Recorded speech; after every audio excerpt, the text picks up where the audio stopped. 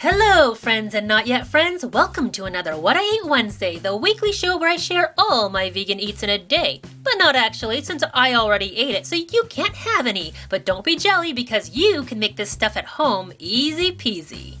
First thing in the AM, I like having turmeric milk. Only today it was way too hot for a hot drink, so over ice it was. And I think I'm gonna do this all summer long. That was tasty. You've seen me make this chickpea crepe thing before. Today's ingredients was the exact same as in What I Ate number 62. Last time I had it with toast. Today, French bread with some roasted bell pepper aioli. Basically, it's vegan mayo, garlic, and roasted red peppers blended together, and it was so good. At lunch, I thought I'd give jackfruit one more try. You might remember that I've tried green jackfruit a few times in pulled pork type recipes, but I could always taste that faint bubblegum like jackfruit flavor, and I don't like that, at least in savory dishes.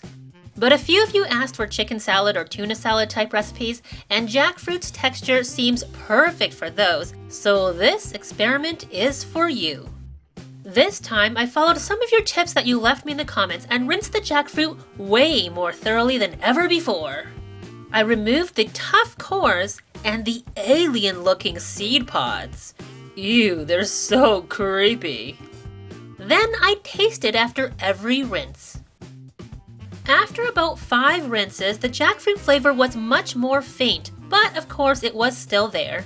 I hoped that it was faint enough to be masked with seasonings. This is kind of my usual chickpea salad, but I decreased the amount of chickpeas, which will be replaced by jackfruit, and added nutritional yeast and poultry seasoning to give it a chicken-ish flavor. Actually, poultry seasoning is just a collection of herbs, so it doesn't actually taste like chicken. It's just this combination of flavors that tends to remind people of chicken, if you know what I mean.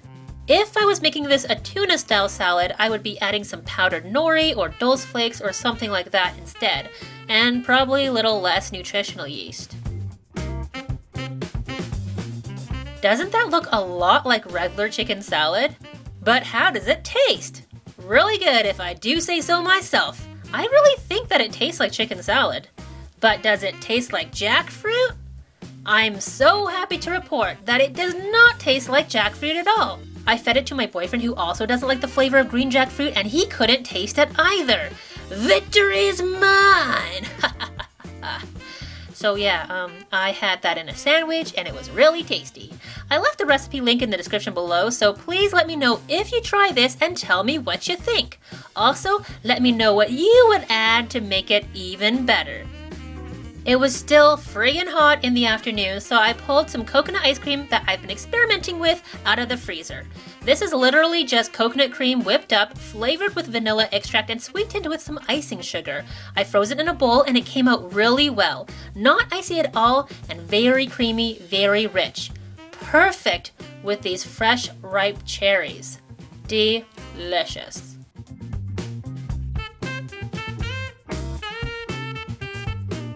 For dinner, I pulled out some bits and bobs from the fridge and I thought I'd use this Japanese curry packet that had been in my pantry for months. First, I cooked the onions over medium heat until they were soft and turned a bit brown, just a little. Then I dumped in my other veggies and TVP balls that I had rehydrated previously. Then 2.5 cups of water. That would come to a boil, and then I turned down the heat to a simmer to cook the veggies through and turn the carrots soft. After about 15-20-ish minutes, I added the curry paste and added broccoli. About less than 10 minutes later, we get this beautiful, bubbling, smooth, creamy curry. The broccoli had a perfect texture, soft in the florets, which had soaked up lots of curry sauce, and still slightly crunchy in the stems. I had this with some macaroni because why not? This curry was really flavorful, mild to my taste, but then I really like spicy food, so this might be spicy to some of you. If you make this with TVP balls, be careful because they will retain heat, and when you bite into them, the curry will explode out of them and maybe burn your mouth. Safety first, kids.